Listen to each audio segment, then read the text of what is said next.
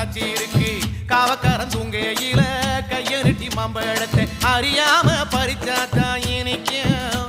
அடியானிற்குள்ள கடிச்சாத்தா ருசிக்கும்